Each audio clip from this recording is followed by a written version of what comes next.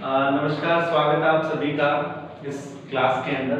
आज की क्लास हमारी बेहद खास होने वाली है और आज की इस क्लास में हम पढ़ने वाले हैं नॉन फाइनाइट के बारे में।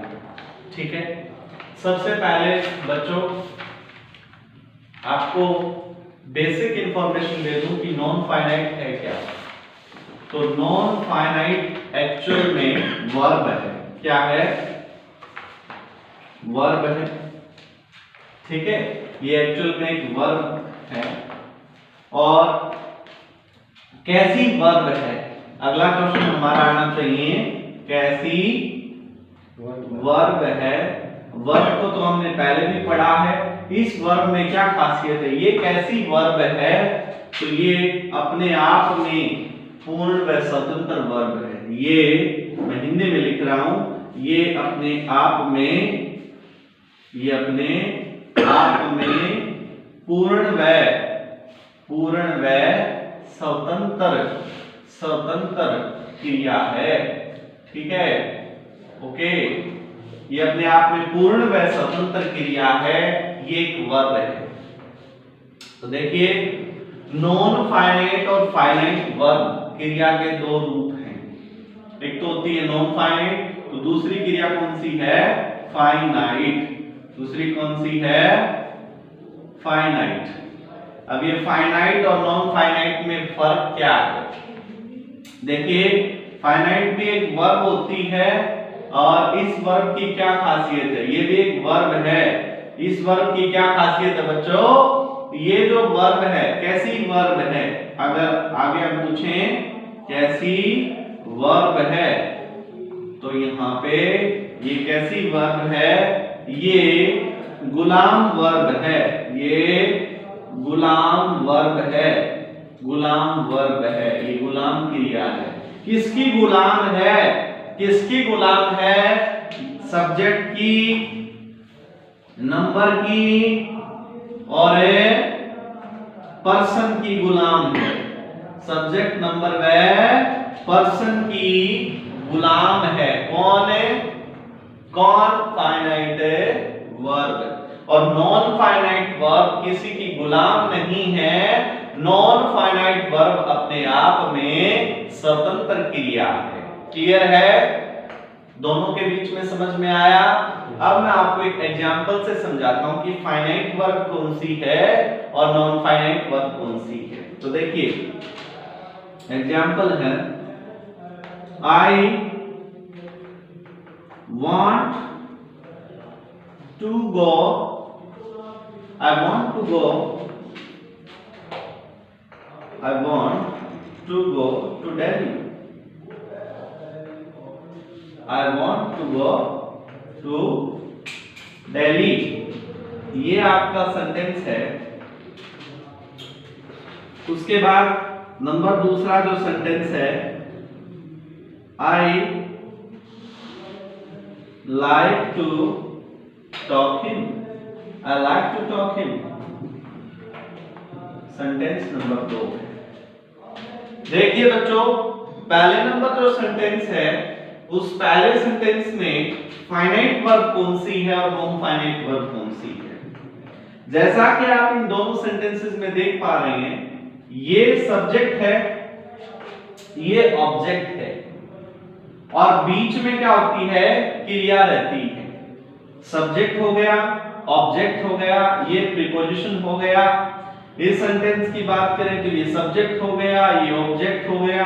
अब देखिए, दो क्रिया है। एक तो क्रिया यहाँ पे गो है, जाना है, और दूसरी क्रिया कौन सी है? वांट, चाहना है। चाहना और जाना, दो क्रिया इस वाक्य में। अगले वाक्य की अगर हम बात करें अगले सेंटेंस की, इसमें लाइक पसंद है और दूसरी क्या है? टॉक है। दो क्रिया यहाँ पे भी हुई, यस या नो? इस सेंटेंस में दो क्रिया बच्चों यहाँ पे हुई और इस सेंटेंस में भी दो क्रिया यहाँ पे हुई कि नहीं हुई? हुई। अब इन दोनों में फर्क क्या है? देखिए, जो ये वर्ब है, अब तुम कैसे पहचानोगे कि फाइनाइट वर्ब कौन सी है और नॉन फाइनाइट वर्ब कौन सी है?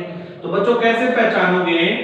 आपको खासियत बता दी मैंने कि फाइनाइट वर्ब तो गुलाम वर्ब है, किसकी? सब्जेक्ट की, नंबर की, पर्सन की। जैसे ही सब्जेक्ट चेंज होगा तो फाइनाइट वर्ब भी क्या हो जाएगी? चेंज हो जाएगी। लेकिन फाइनाइट वर्ब कैसी वर्ब है? पूर्णतः स्वतंत्र वर्ब है, ये किसी की गुलाम नहीं है। अब देखिए I want to go to Delhi है, तो अब मैं इसको यहां पे लिख रहा हूं। देखिए he अब wants to go to Delhi। अब आपका ये सेंटेंस हो गया। अब देखिए यहां से want था तो यहां क्या हो गया? wants हो गया। तो यस या no?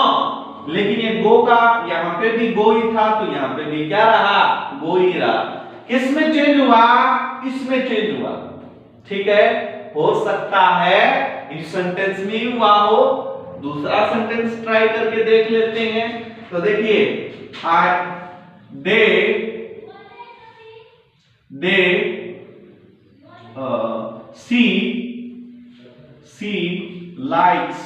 she likes to talk him। she likes to talk him।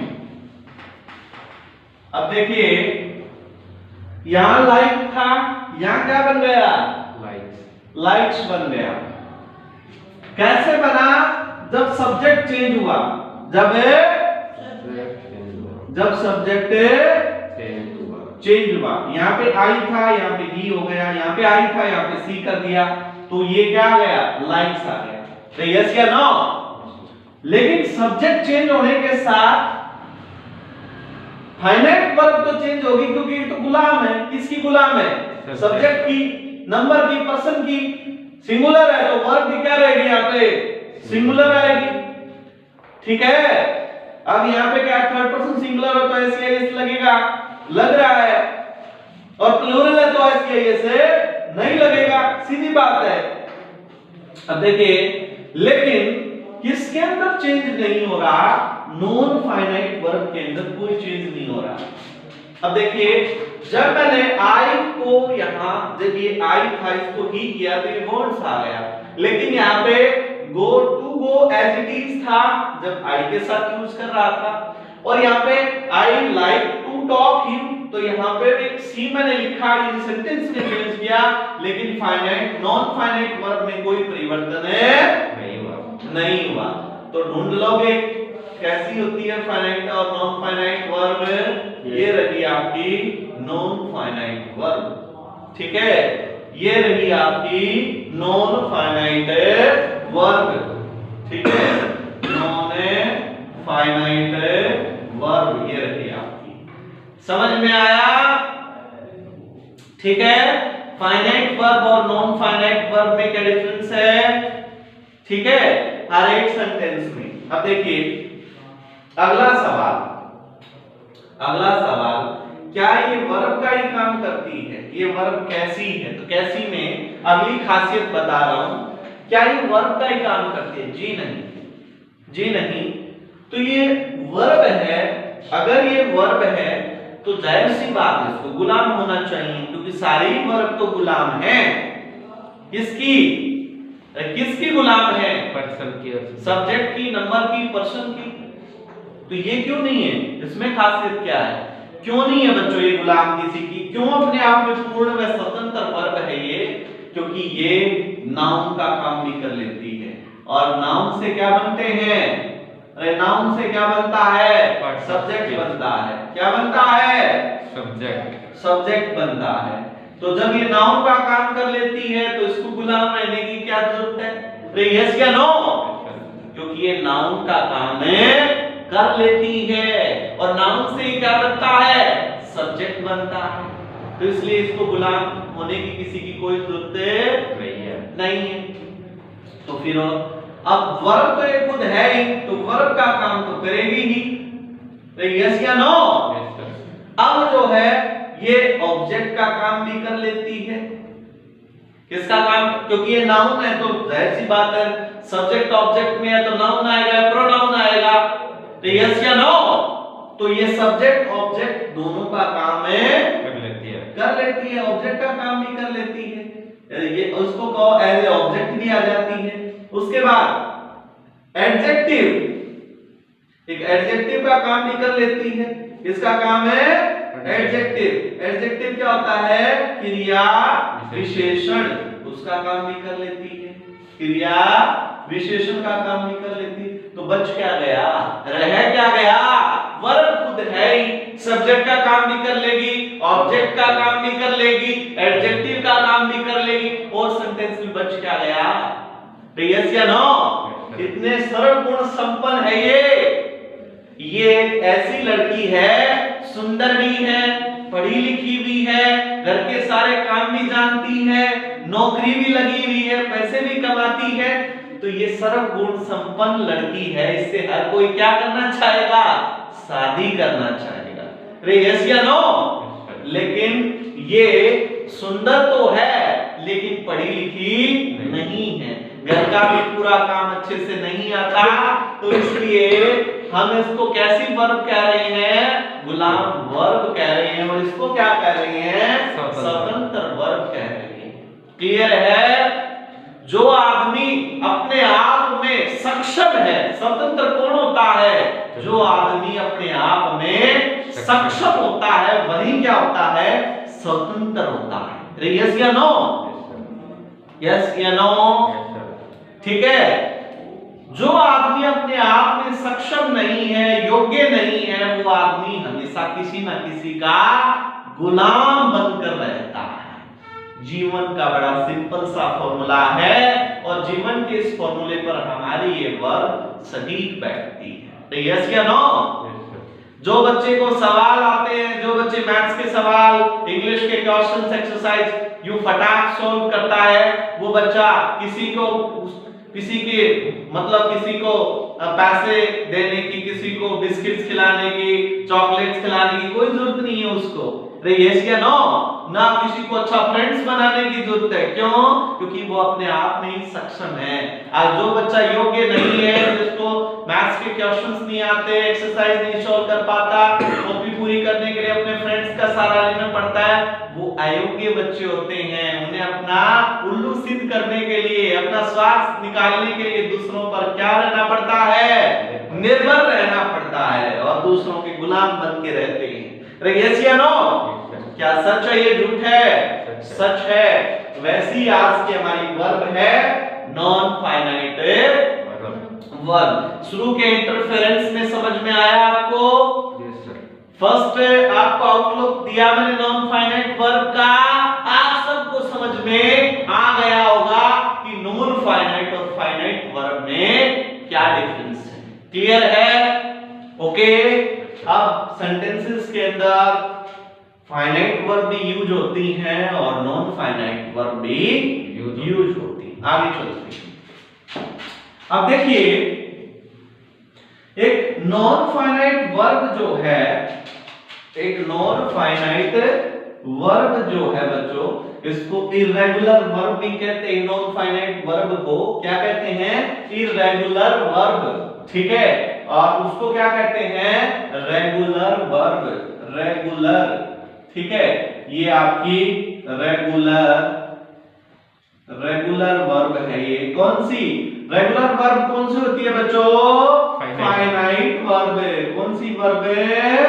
Finite verb. और ये इर्रेगुलर वर्ब कौन सी होती है? हाँ भाई, इर्रेगुलर वर्ब कौन सी होती है?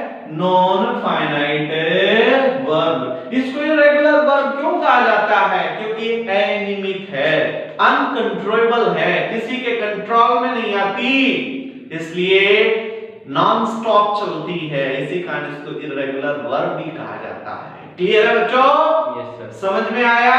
Yes sir. अब जो है ये नॉन फाइनाइट वर्ब जो है, इसके कितने पार्ट्स हैं? ठीक है, नॉन फाइनाइट वर्ब के कितने पार्ट्स हैं, यानी कितने भागों में नॉन फाइनाइट वर्ब बटी हुई है? तो नॉन फाइनाइट वर्ब्स के बेसिकली 3 पार्ट्स हैं या 3 टाइप्स हैं। नंबर 1 कौन सी है? नंबर 1 है इंफिनिटिव। नंबर 1 है इंफिनिटिव, इंफिनिटिव, ठीक है, इंफिनिटिव इसका पहला पार्ट होता है। नंबर 2 कौन सा है? नंबर 2 पार्ट होता है बच्चों इसका जीरंड। क्या होता है? जीरंड, ठीक है। और नंबर 3 जो पार्ट होता है उसको बोलते हैं पार्टिसिपल्स। क्या बोलते हैं बच्चों? पार्टिसिपल्स। क्लियर है? 3 टाइप के आपके। अब मेरे पास तो कोई ना। हाँ भाई, इंफिनिटिव वर्ब, सेकंड कौन सी है? जीरंड, और थर्ड कौन सी है? पार्टिसिपल्स। क्लियर है? ये 3 प्रकार के पार्ट्स हैं किसके? नॉन फाइनाइट वर्ब के। Is that clear? समझ में आया? पहले को क्या बोलेंगे? इंफिनिटिव, दूसरे को क्या बोलेंगे? जीरंड, और तीसरे को क्या बोलेंगे? पार्टिसिपल्स। दुनिया में क्यों आई नॉन फाइनाइट वर्ब? कैसे अपना अस्तित्व बनाया? एक दबंग वर्ब के रूप में अपना अस्तित्व बनाया, जो सब्जेक्ट का काम भी कर ले, ऑब्जेक्ट का काम भी कर ले, एडजेक्टिव का काम भी कर ले। यस या नो? ऐसी वर्ब है हमारी, उसको नॉन फाइनाइट वर्ब बोलते हैं। ठीक है? ओके, ठीक है। अब जो है आगे हम पढ़ते हैं, और इंफिनिटिव्स जो वर्ब है इसके कितने टाइप्स हैं और इंफिनिटिव का मतलब क्या होता है। तो अब इससे आगे हम पढ़ेंगे बच्चों।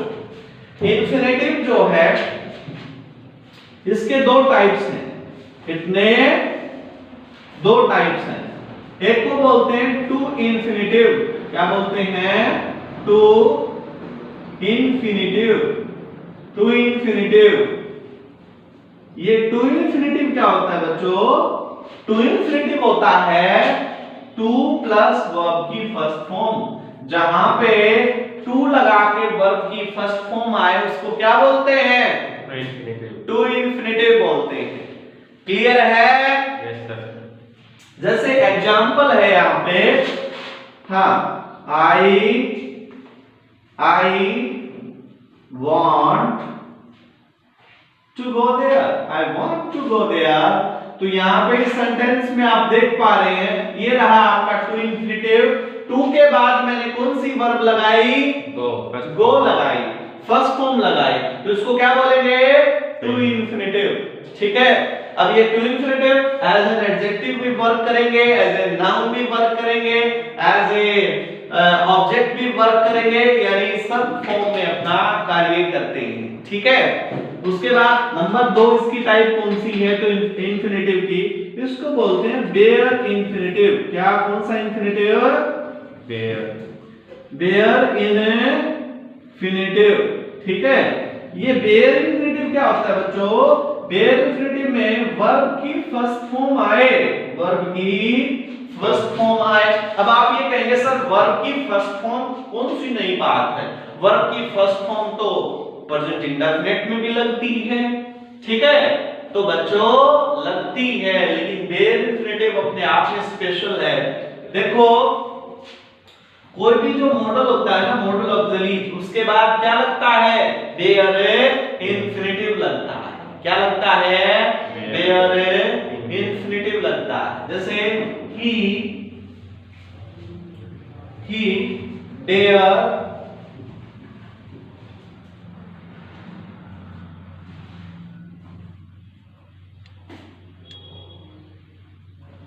he may come here any time। अब देखिए यहाँ पे मे भी वर्ब है, मे भी वर्ब है, तो यस या नो? अब देखिए यहाँ पे कम आया हुआ है, तो ये कम क्या है बच्चों? बेयर इंफिनिटिव है। ये दूसरी वर्ब आई यहाँ पे, लेकिन क्या नहीं लगा? टू नहीं लगा, तो इसको क्या बोलेंगे? बेयर इंफिनिटिव बोलेंगे। क्लियर है बच्चों? इसको क्या बोलेंगे?